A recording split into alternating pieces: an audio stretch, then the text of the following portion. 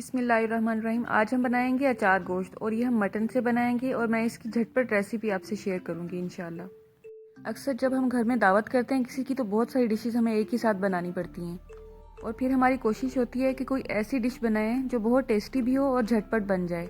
तो चलें जल्दी से रेसिपी स्टार्ट करते हैं। एक कढ़ाई में मैंने 1 कप ऑयल ले लिया है, उसमें मैं 2 चम्मच लहसुन और अदरक का पेस्ट ले रही हूँ। चूल्हे की आंच को मीडियम ही रखेंगे और इसे तब तक पकाएंगे जब तक ये अच्छी सी खुशबू न देने लगे। इसको हम ज़्यादा नहीं पकाएंगे, नहीं तो इसका टेस्ट ख़राब हो जाएगा और लहसुन की ग़िज़ाइयत भी कम हो जाएगी। दूसरी तरफ मैंने जग में 7 से 8 इधर टमाटर ले लिए हैं और मैं हमेशा आपको बताती हूँ कि टमाटर को हमेशा छिलके उतार के इस्तेमाल किया करें, वो हमारी किडनी के लिए बिल्कुल भी अच्छे नहीं होते हैं। ब्लेंडर जग में उतना ही पानी डालें जिससे आपको अंदाज़ा हो कि आपका जग काम करने लगेगा। आप देख सकते हैं 1/4 कप से भी कम पानी मैंने इसमें डाला था और ये कितनी अच्छी तरह से अब शेक हो रहे हैं।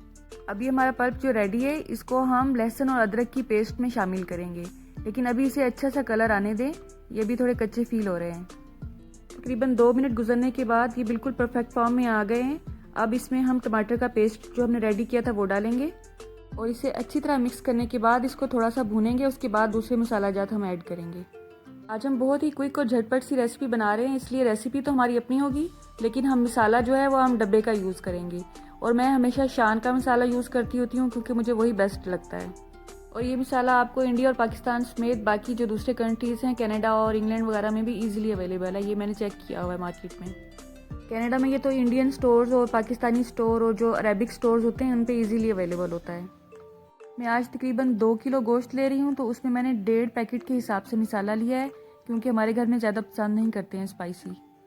अगर आप ज़्यादा स्पाइसी खाने की शौकीन हैं तो दोनों पैकेट डालें इसमें और टेस्ट इसका बहुत अच्छा होता है। मैंने नेशनल के मसाले से भी ये रेसिपी ट्राई की हुई है लेकिन उसमें सौंफ का टेस्ट थोड़ा ज़्यादा होता है, इसलिए मैं हमेशा शान का ही प्रेफर करती हूँ मसाला। 2 किलो मटन को मैंने आधा गिलास पानी डाल के 15 मिनट के लिए प्रेशर पे लगा लिया था और ये अच्छी तरह से गल चुका है। हमारा टमाटर, अदरक और लहसुन का जो पल्प था वो अच्छी तरह से अब पानी खुश्क कर चुका है और ये देखिए इसने कितना अच्छा सा ऑयल छोड़ना शुरू कर दिया है। अब हम इसमें अपना मटन ऐड करेंगे। अब इसको आपने काफ़ी टाइम दे के भूनना है ताकि अच्छी तरह से मसाला जो है इसके अंदर जज़ब हो जाए सारा। भुनाई में जल्दी मत किया करें, हर चीज़ को अच्छी तरह टाइम देकर भूना करें। जितना ज़्यादा उसको भूनेंगे हांडी का टेस्ट उतना ही अच्छा होगा। तकरीबन 10 मिनट मीडियम आंच पर पकने के बाद ये कुछ इस फॉर्म में आ चुका है। अब इसमें हम आधा किलो दही ऐड करेंगे। अब हम चूल्हे की आंच को तेज़ कर देंगे और इसे तब तक पकाएंगे जब तक दही अपना पानी खुश्क ना कर दे। हमारे घर में थोड़ा ज़्यादा ग्रेवी वाला सालन पसंद करते हैं, इसलिए दही मैंने ज़्यादा ली है। अगर आप कम ग्रेवी वाला सालन पसंद करते हैं तो आप दही की मिकदार कम भी कर सकते हैं। 10 मिनट तक हमने इसे तेज़ आंच पर पकाया है और ये देखिए कुछ इस फॉर्म में हमारे सामने आना शुरू हो गया ये और इसने काफ़ी हद तक ऑयल छोड़ना शुरू कर दिया और पानी खुश्क हो चुका है इसमें। अल्हम्दुलिल्लाह अचार गोश्त हमारा रेडी है और ये देखें कितनी अच्छी लुक में आया है माशाल्लाह। अपनी नेक्स्ट दावत में इसे ज़रूर शामिल कीजिएगा और सब खाते ही इंशाल्लाह ज़रूर कहेंगे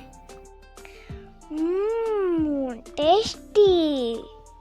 आपने नोट किया होगा इसमें हमने प्याज ऐड नहीं किए हैं, सिर्फ टमाटर, अदरक और लहसुन के पेस्ट से ये जल्दी से रेडी हो गया है।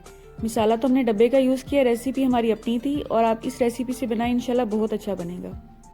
अल्लाह आपका दस्तरखान सजाए रखिए, आपको सेहत और ईमान का रिज़्क अता फरमाए। मेरी नेक्स्ट रेसिपी तक अल्लाह हाफिज़।